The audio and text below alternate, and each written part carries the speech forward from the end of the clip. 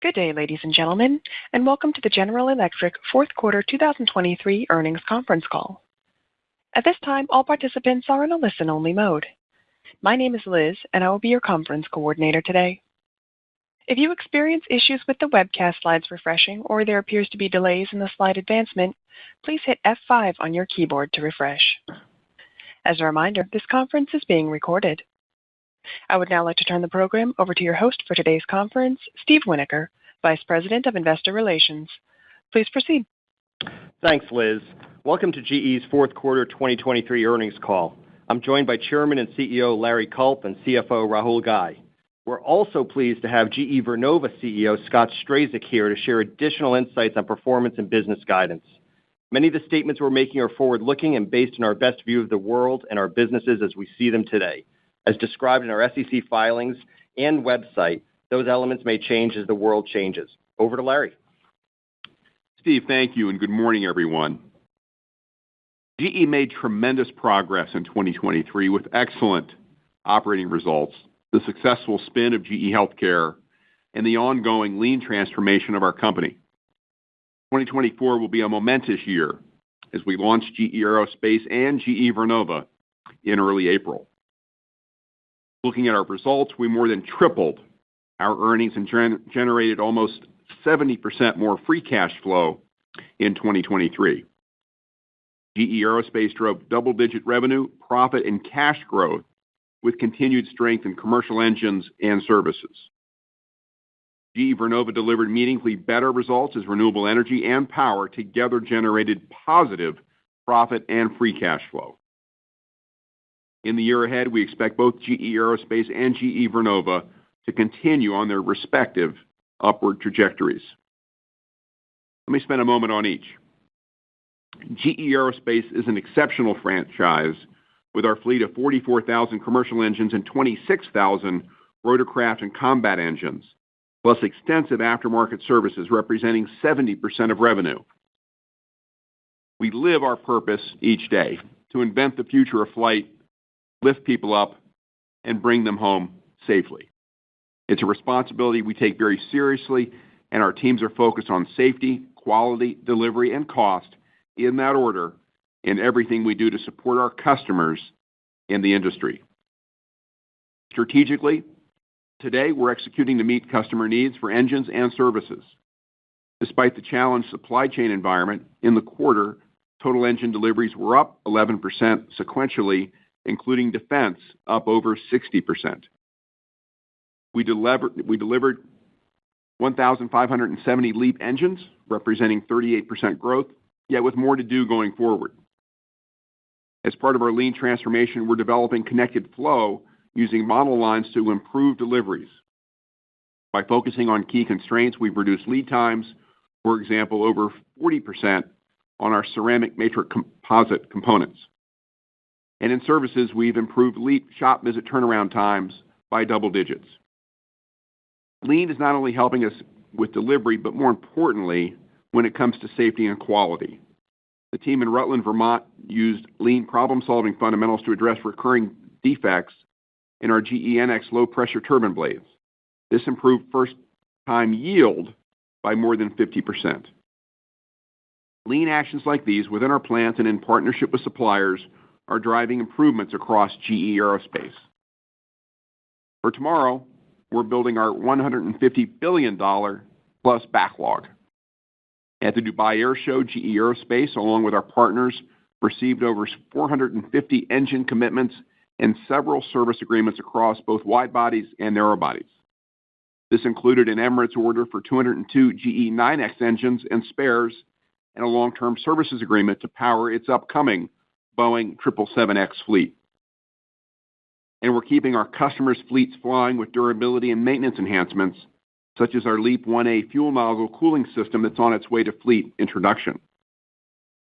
And for the future, we're investing in R&D and developing next-generation technologies. Recently, NASA selected GE Aerospace for Phase 2 of the Hybrid Thermally Efficient Core program, which will significantly enhance fuel efficiency and reduce emissions. Improvements we'll leverage in our RISE program. And the National Defense Authorization Act authorized funding for the Adaptive Engine Transition Program and the Next Generation Advanced Propulsion Program, which will help provide cutting-edge future military capabilities.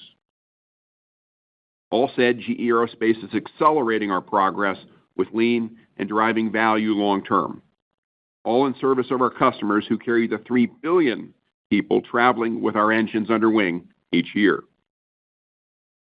Over to GE Vernova, our ambition is to electrify and decarbonize the world, with our technologies helping to generate approximately 30% of the world's electricity, and where services represent 65% of our backlog. Our incumbency and scale position us to lead. We've made a lot of progress at Vernova. I'll give you the high-level framing, and Scott's here today with additional color. Power delivered strong growth, profit, and free cash. Grid was profitable for the full year, and onshore delivered another quarter of profitability. Offshore remained challenging, but I really like the way we're using lean, along with better commercial selectivity and underwriting, to improve our outlook. GE Vernova will stand on its own soon. I'm proud of the team's work to strengthen these businesses. And on a more personal note, I met Scott during my very first GE site visit. I have seen his leadership in action as he's led the team in executing the impressive turnaround at Gas Power, and now the strong momentum building with our onshore and grid businesses. Importantly, Scott is an ardent student of lean, and I'm highly confident that he is the right person to lead GE Vernova into the future. Turning to slide 3, with our stronger, more valuable businesses delivering now, GE Aerospace and GE Vernova are ready to go.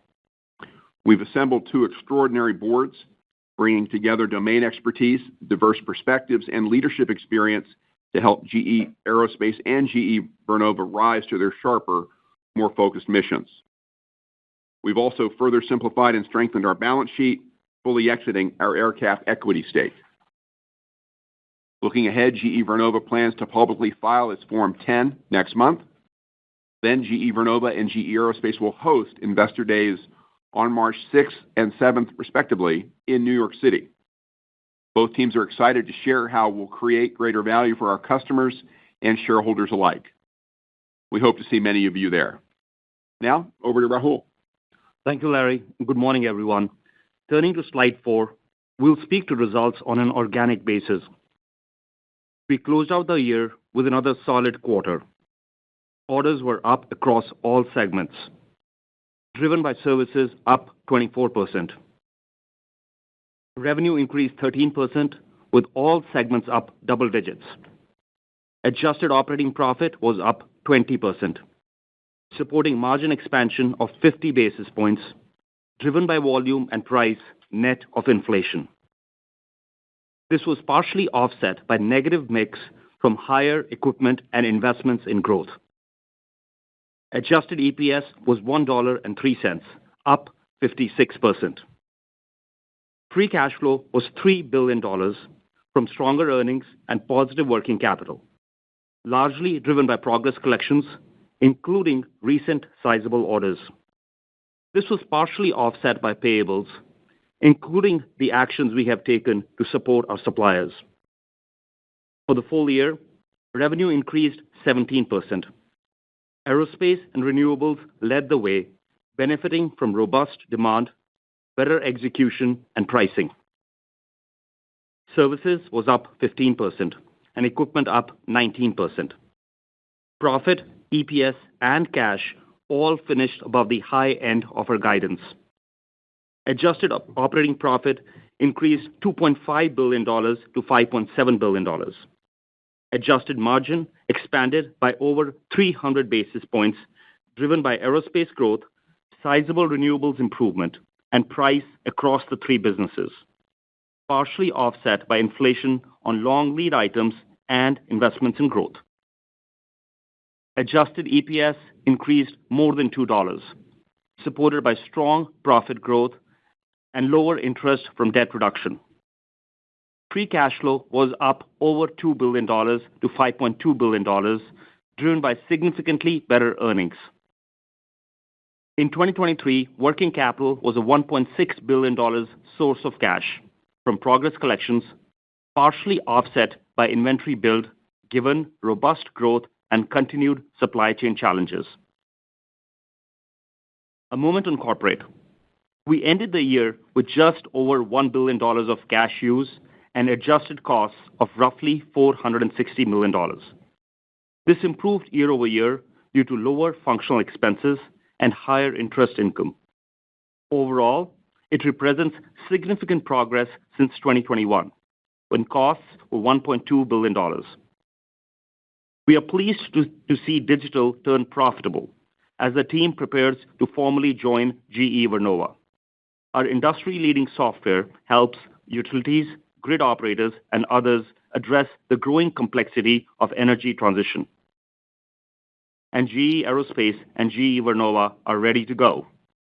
The teams are fully staffed, and corporate headcount, which was close to 5,000 just a few years ago, stands at less than 200 people, who will be with us into second quarter to execute the final spin.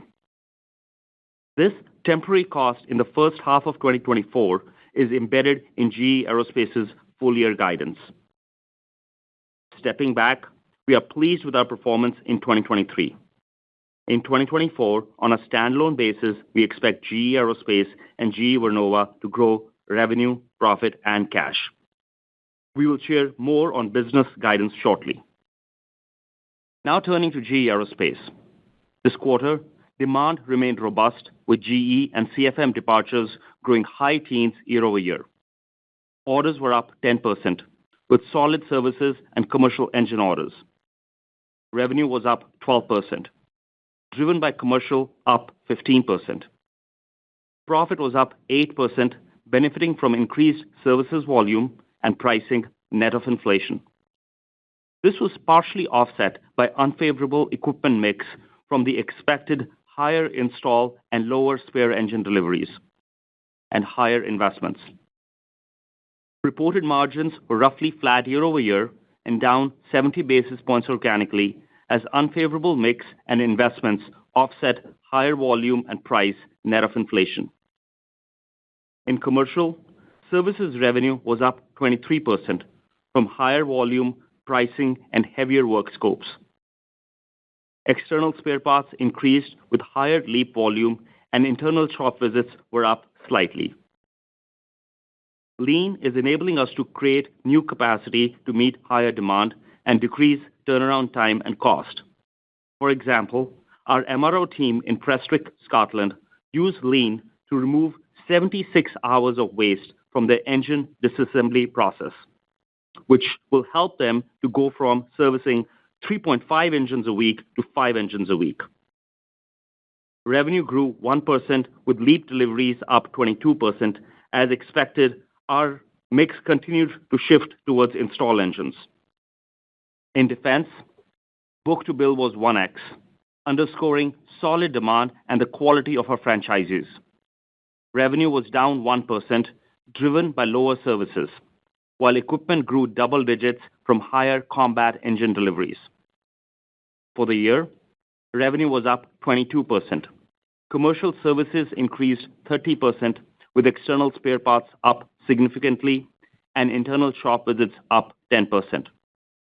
Commercial engines grew 21%, with total engine deliveries up 25% and spare engine ratio consistent with 2022. Defense grew 7%, with book-to-bill of approximately 1.2x for the second consecutive year, and orders were up 9%. Profit was $6.1 billion, increasing over $1 billion, or 25%, from services growth and pricing net of inflation. This more than offset negative mix from higher LEAP volume and investments.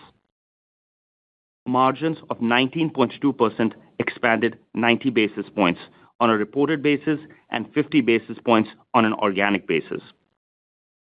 Free cash flow of $5.7 billion increased approximately $800 million, with improving earnings and working capital more than offsetting AD&A pressure. Now I'll hand it to Scott, who will cover GE Vernova. Thanks, Rahul. It's a pleasure to join you, Larry, and Steve on the last GE earnings call before we launch GE Vernova, a purpose-built company that's enabling electrification and decarbonization. We've built a strong, experienced leadership team, and we're excited to welcome Jessica Uhl to our leadership team as president, overseeing technology, innovation, and growth. I'm encouraged by what our team accomplished in 2023 as we deliver meaningfully better results now.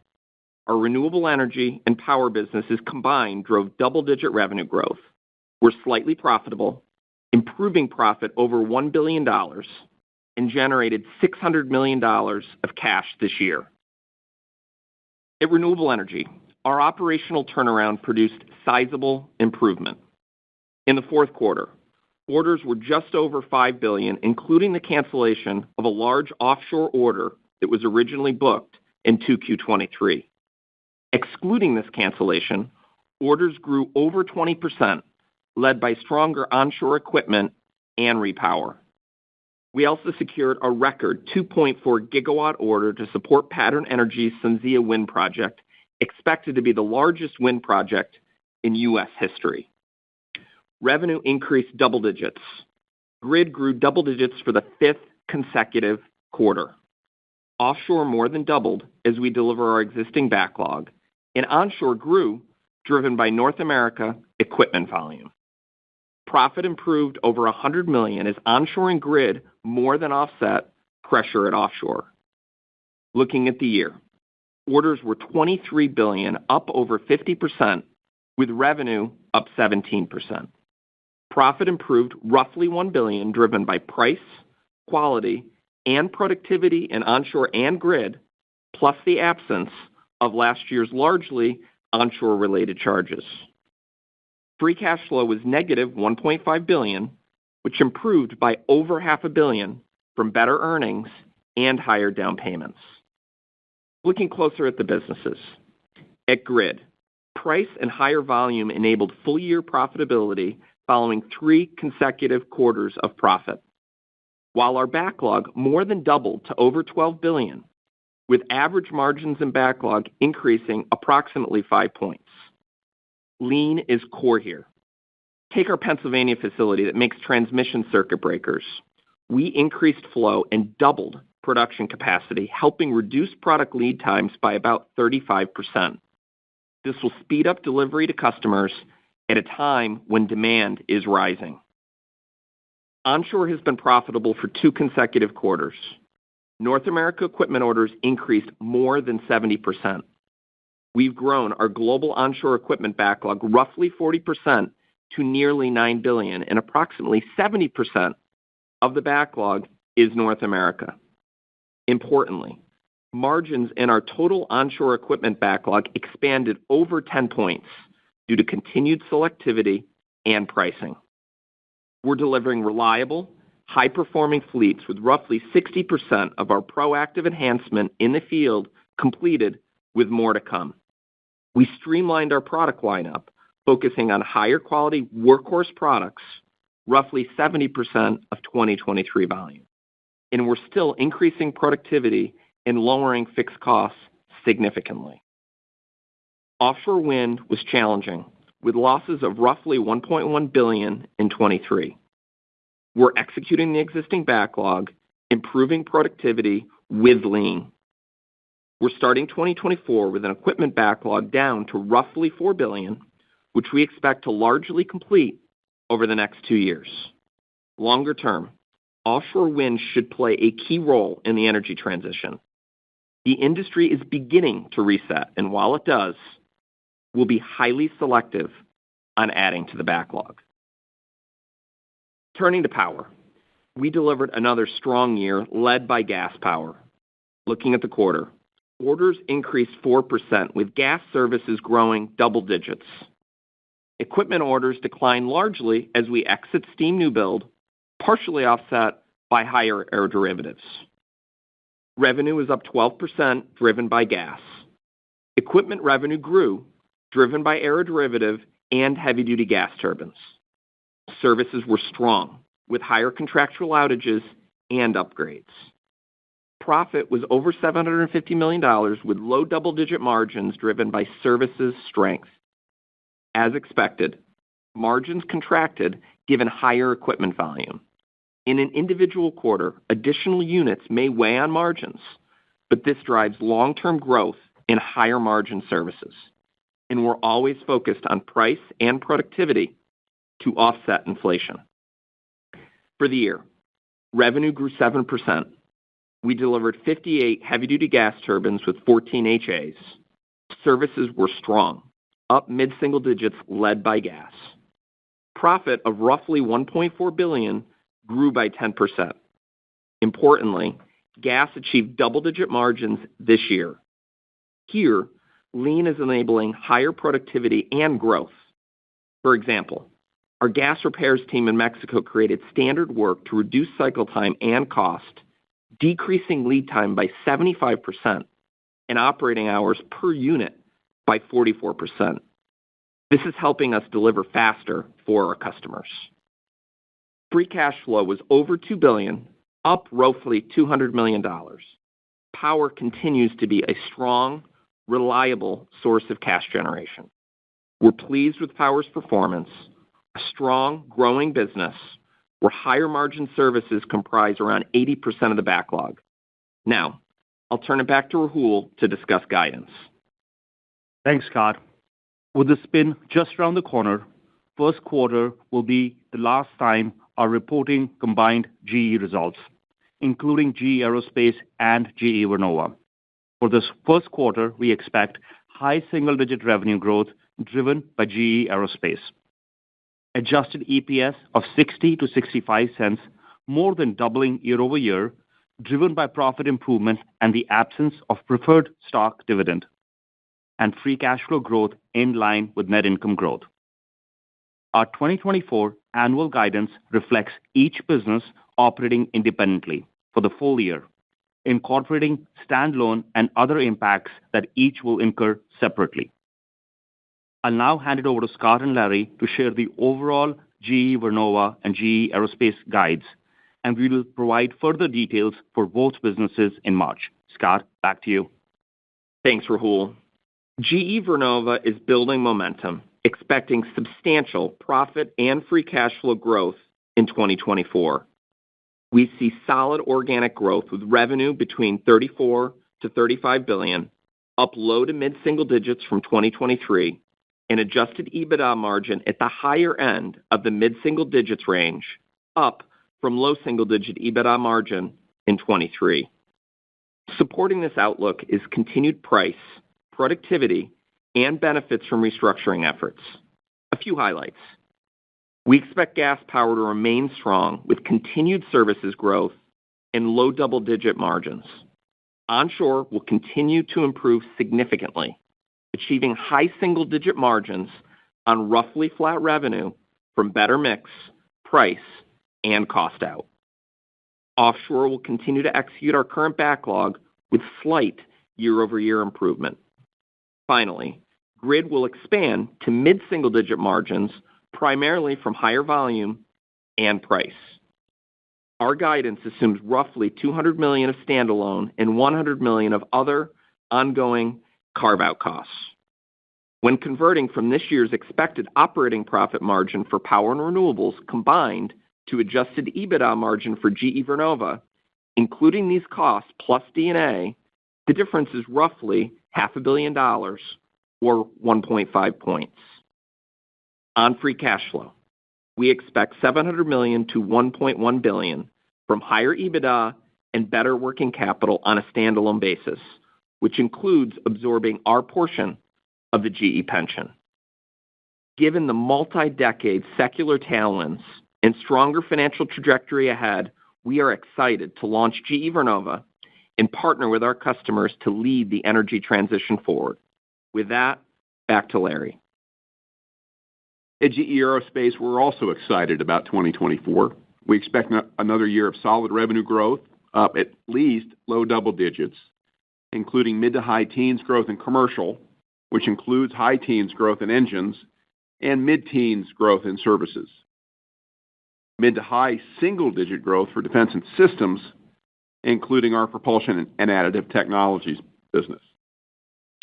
On our current reporting basis, the guidance implies $6.6 to $7.1 billion of operating profit, improving double digits at the midpoint of the range. On a standalone basis, including roughly $600 million of corporate and other standalone costs, this comes to approximately $6 to $6.5 billion of profit and implies flat margins year over year, given the growth in LEAP, initial 9X shipments for the 777X platform, and other growth investments. For free cash flow, we expect to generate over $5 billion, which remains well above 100% conversion, including standalone impacts. Our teams are looking forward to sharing additional insights and detail with you at our March Investor Days.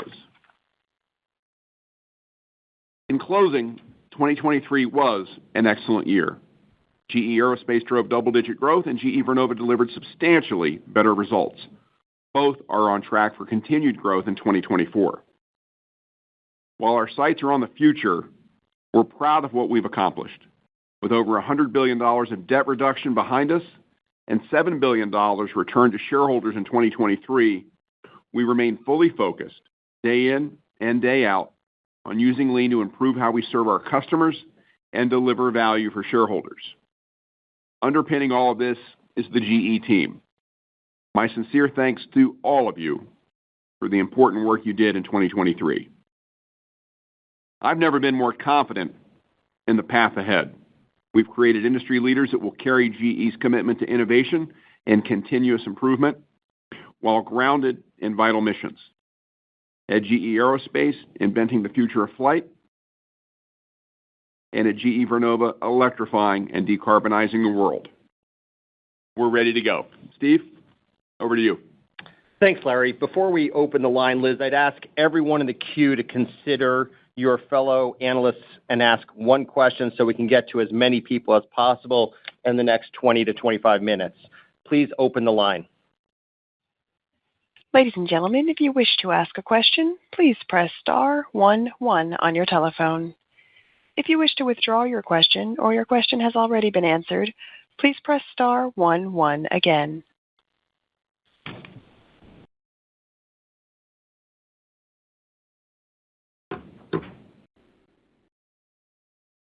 Our first question comes from Miles Walton with Wolfe Research.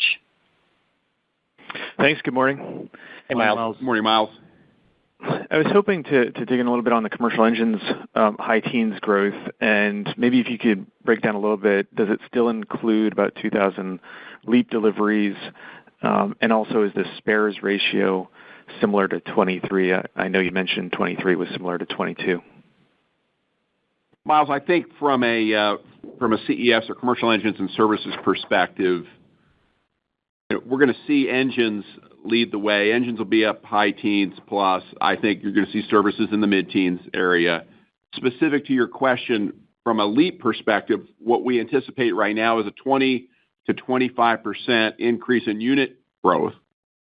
I think we'll see installs get ahead of spares, so that spares ratio will begin to moderate more in line with the historic average of a typical life cycle. So that's really where we are with respect to the narrow body specifics you have there. Our next question comes from the line of Joe Ritchie with Goldman Sachs.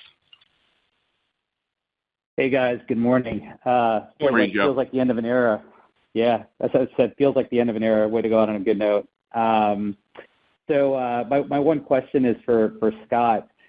So, Scott, I'm just trying to bridge the free cash flow comments, 2023 to 2024. Clearly, you guys have some numbers out on the slides, but the 2023 numbers look like it's not apples to apples, right? Like not burdened for corporate. It looks like you're expecting a pretty meaningful pickup in 2024. So maybe just talk to us about the puts and takes and what's embedded in the low and the high end of the guide for 2024. You bet, Joe. At the start, I mean, we're proud of the $600 million of free cash flow that we generated with power and renewable segments in 2023. Now, as we get to an apples and apples basis, we need to back out from that reportable free cash flow, $600 million our standalone and carve-out costs of approximately $300 million, in addition to pension and some variables we're working through with taxes that'll all be clear in the Form 10 filing in the middle of February. Jumping off of that starting point, we expect to see real EBITDA growth that'll drive free cash flow with it, from low single-digit EBITDA growth to the high end of the mid-single-digit EBITDA range that we're talking about, in addition to working capital continuing to be a source of cash that drives us up towards that $700 million to $1.1 billion of positive free cash flow at Vernova. Now, the real drivers of the variability in that range come down primarily to two things. One is offshore wind execution and how quickly we install the wind turbines in both the Atlantic and the North Sea. Proud of the fact that we've got 14 megawatt wind turbines in both cases connected to the grid today. And really the EDF timing of the transaction close on Steve as the two largest variables for us on that $700 million to $1.1 billion guide, but with a lot of confidence that we go into 24 expecting to see substantial improvement off of 2023. Thank you. Our next question will come from the line of Ken Herbert with RBC Capital Markets. Yeah, hi, good morning. Maybe Larry, for the 2024 mid-teens commercial services outlook, can you provide any more granularity on the implied assumptions, maybe for spare parts and price compared to other services? And then within that, maybe some comments on how much improvement in the lead turnaround times are embedded in the guide. Ken, good morning. I think that what we're anticipating on the services side is, in effect, mid-single-digit departure growth really being the foundation. We will see, I think, internal shop visits grow more rapidly than we're likely to see spare parts. We're going to get pricing benefit. We're going to see work scope improvements. And that's really how you ladder up from that departures number to what we would expect to see in terms of mid-teens services growth. Rahul. Yeah, just to add a couple of dot points to that response. As Larry said, departures are up 6%. We are entering 2024 with some catch up to do on our shop visits. Given the supply chain challenges in 2023, we could not get as many shop visits completed as we would have liked. So as we enter 2024, given the demand outlook, given the increase in traffic, we are expecting our shop visits to be up kind of low double digits to mid-teens. And, adding to what Larry said on, scope and pricing, that pushes our revenue from shop visits kind of towards the, higher end of the teens. And then spares growth kind of moderates, and the spares growth will be below that of the shop visit growth. But you combine all that, you get to that mid-teens services growth that we just mentioned. Thank you. Our next question will come from the line of Julian Mitchell with Barclays. Hi, good morning.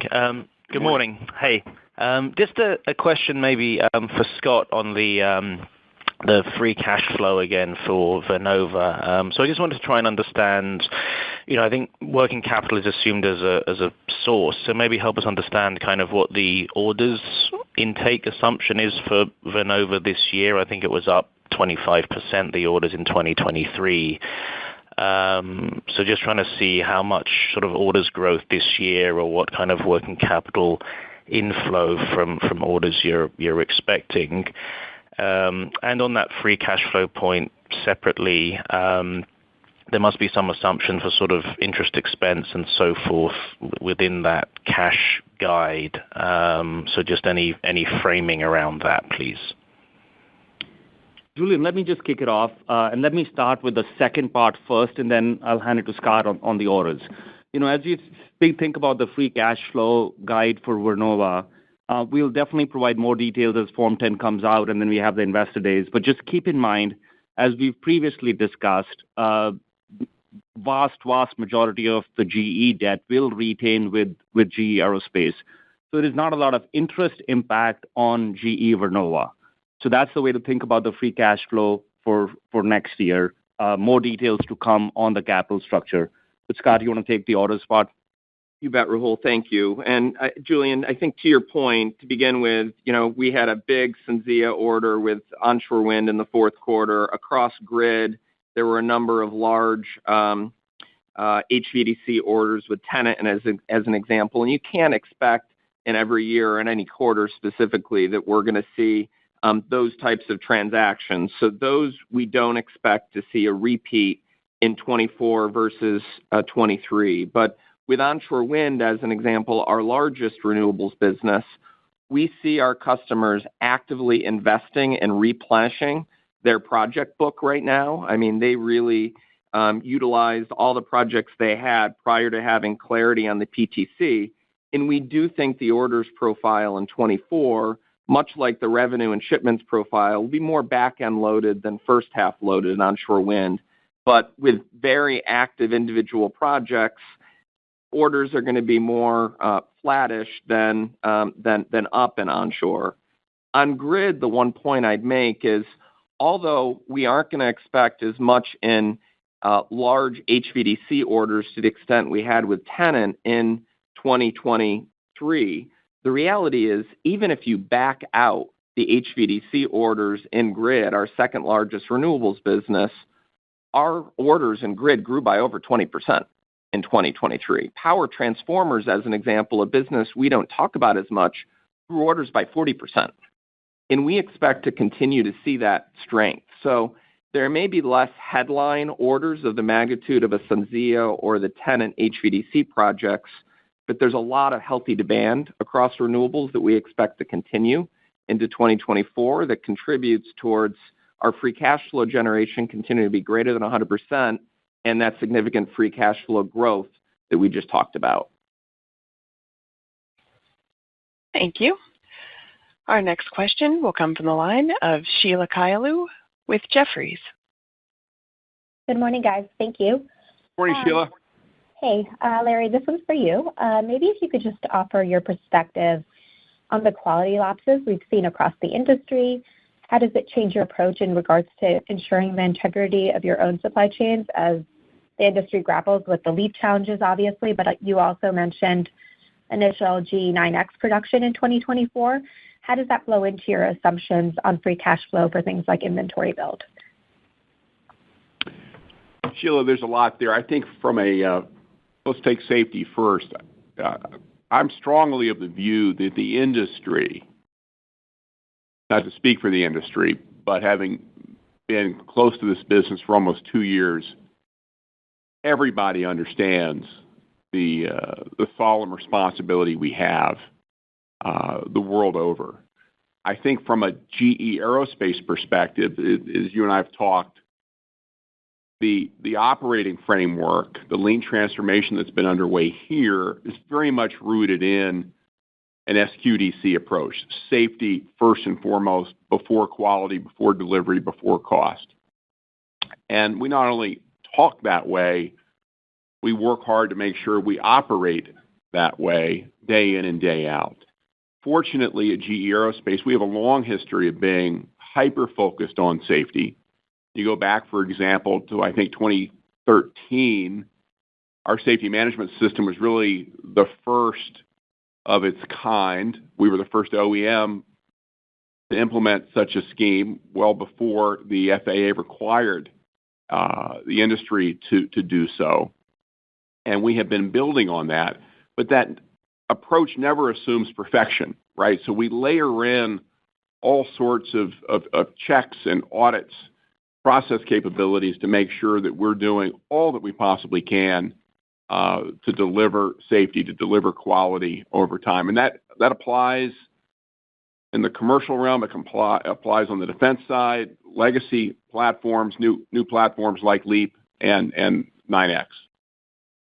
And I'd also say that when we talk about our leadership behaviors of humility and transparency and focus, that really helps undergird all of that work, because if we have an opportunity to improve, if we've missed something, we want folks to come forward, share that with us so we can get after it, get to root cause, and lay in corrective action. So that's really the general approach. From a 9X perspective, We do know that will be a pressure on us in 2024.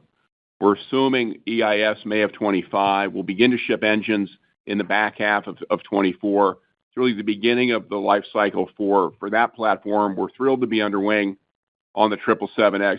It's an exciting platform, but it will be a financial headwind for us for the foreseeable future as we ramp not only the volumes, but obviously improve the overall cost structure of that business with an eye toward building the installed base and the service annuities that will come over time.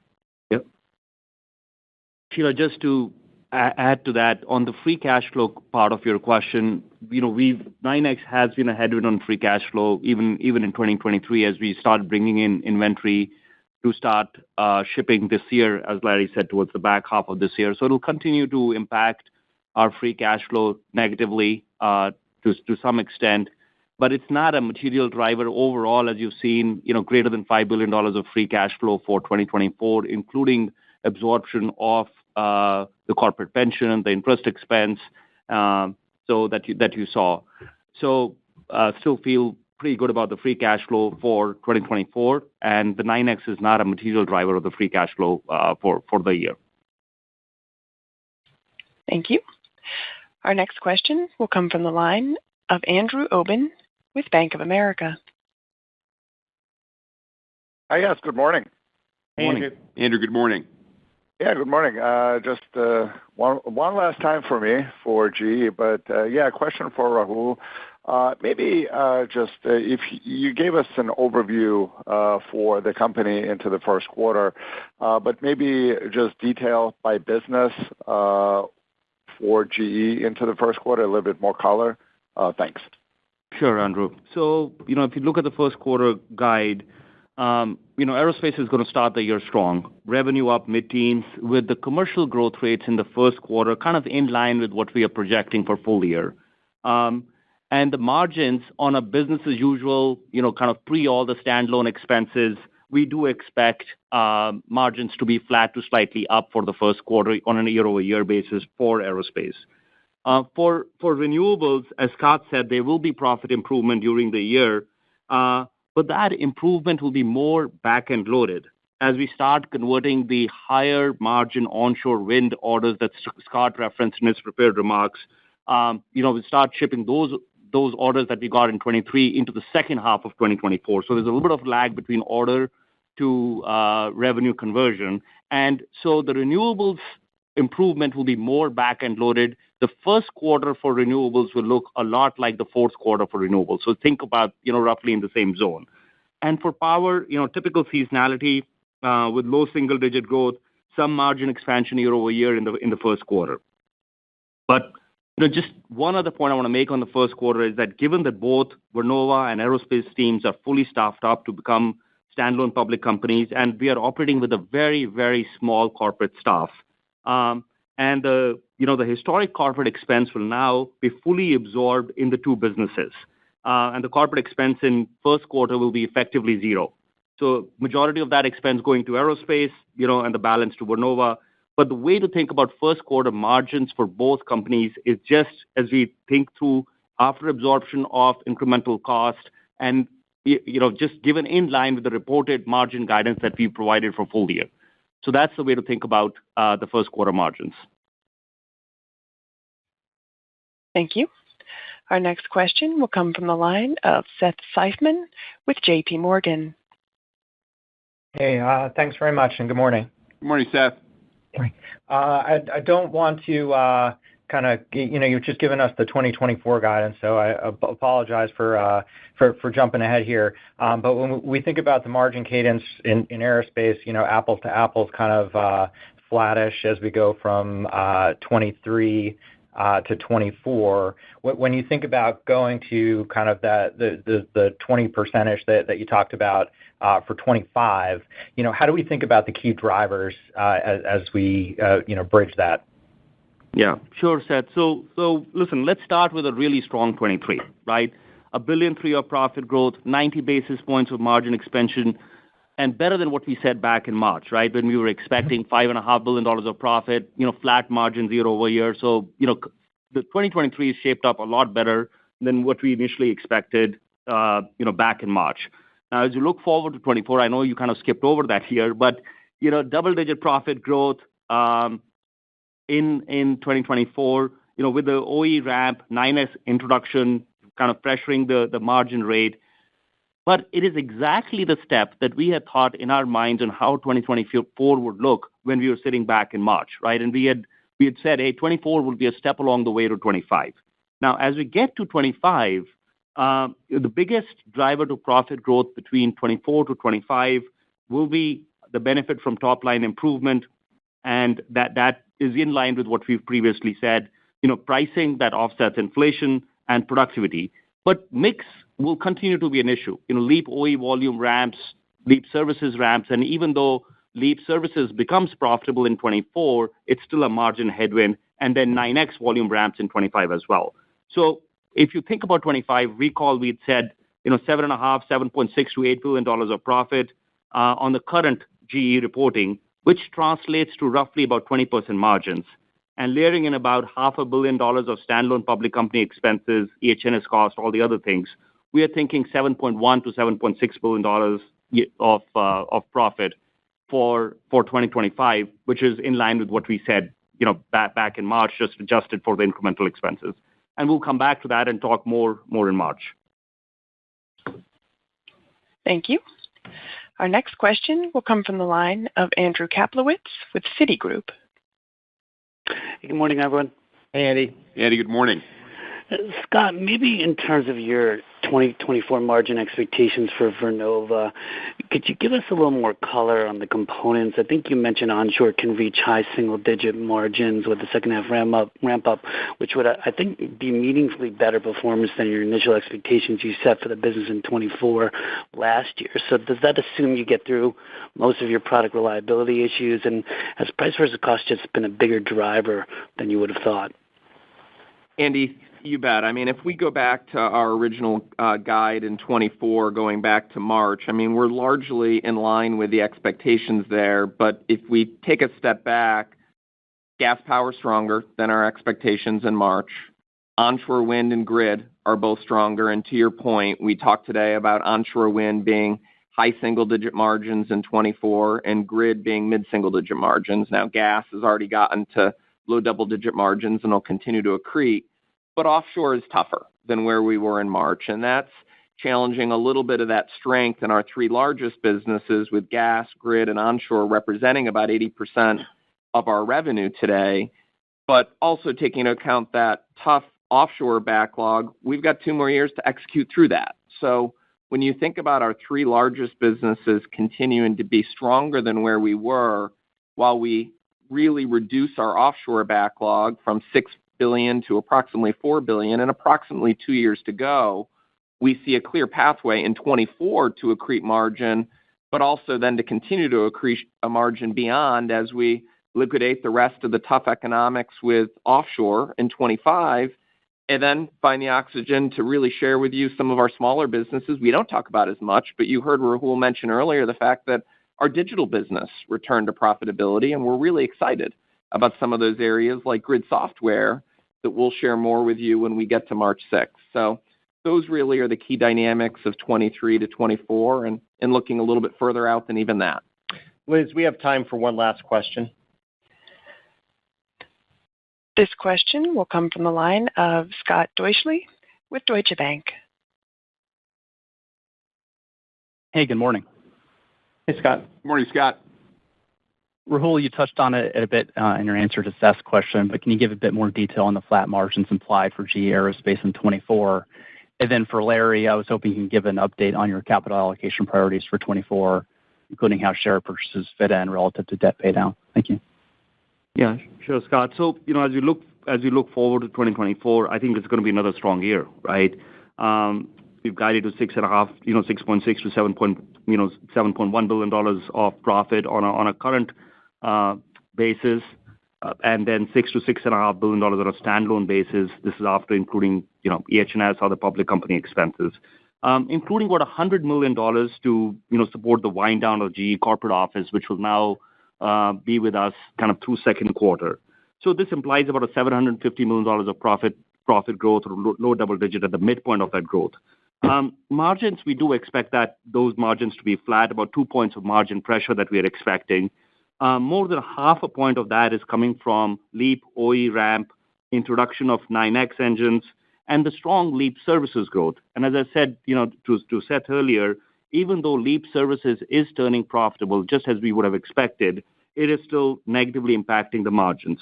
And the rest of that 2-point headwind is coming from incremental, R&D to support further improvement in LEAP durability, introduction of 9X, and then develop the next generation of products for the future of flight. This margin pressure is completely offset with benefit from volume, productivity, the strong services growth that we are expecting. So overall, again, it's a step that it is in line with our expectations that we had laid out for the medium-term outlook in March of 23. Larry? Scott, I don't know if you asked that relative to my GE role or my aerospace role. I suspect the latter, but just with the GE hat on for a moment, really no change at this point. We really want to make sure we see through the spin, as I think both Rahul and Scott talked at the outset, feeling very good about Vernova's prospects here to be investment grade, confident in that outlook, and we want to see that through, set up both businesses. We will, in early March, in New York, share more at each of the investor days as to how we're thinking about not only the capital structures, but the capital allocation strategies for both businesses. I think at aerospace, you should assume that we're going to have a compelling dividend, that buybacks are going to be an important part of that overall effort beyond just covering dilution.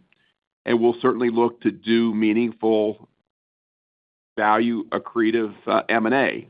The mix, the timing, those details to come.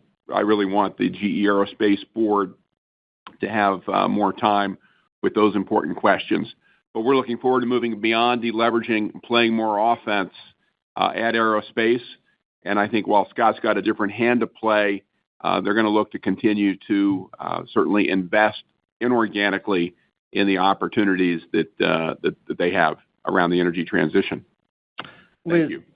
Liz, before we wrap, I want to remind folks that GE Aerospace will report GE's first quarter results in late April, with GE Vernova holding a separate call.